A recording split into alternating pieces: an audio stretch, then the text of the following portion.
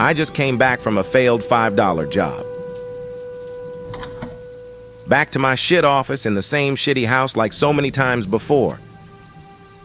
It's been a shit day, but it did not matter. Every day was just the same.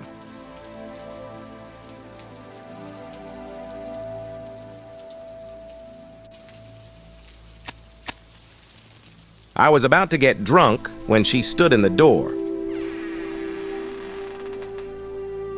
More smoke than woman, with a gun in her hand. Too good to be true. My typewriter's ribbon dried out years ago. I pretended not to fall asleep while acting as to write down what she had to tell me, and she pretended not to notice it. She told me a story about deception, and before I even noticed, she had the telephone in her hand and arranged a meeting with some fool that she wanted to have, shadowed by me. The night was black. I was dazed and intoxicated, but not by the mist of the night. That's good. I sat at the bar, working on my next day's hangover, trying hard not to attract attention. They sat further back and did the same. Far away enough not to be heard, but too close to be shadowed. The more I drank, the less I was able to follow what's going on. I guess I have been less convincing as I planned it. It's been 22:45 when our eyes crossed and my cover was blown.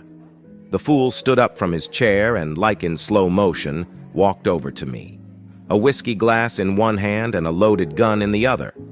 When he came close, I noticed his smell, like ox piss or musk, whatever the users call it. What is this?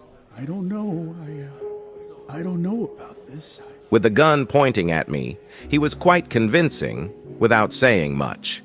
The scar in his face told me more about him than I was interested to hear. So I decided I'd better beat it and leave curly-head Barbie to ass-face. See you, sexy. My paycheck never arrived. But at least she left her cigarettes in my office. The best payment since month. I got away with my life and the usual hangover. I never knew how and whether she had made it out of that bar on that evening at all. And I guess I never will.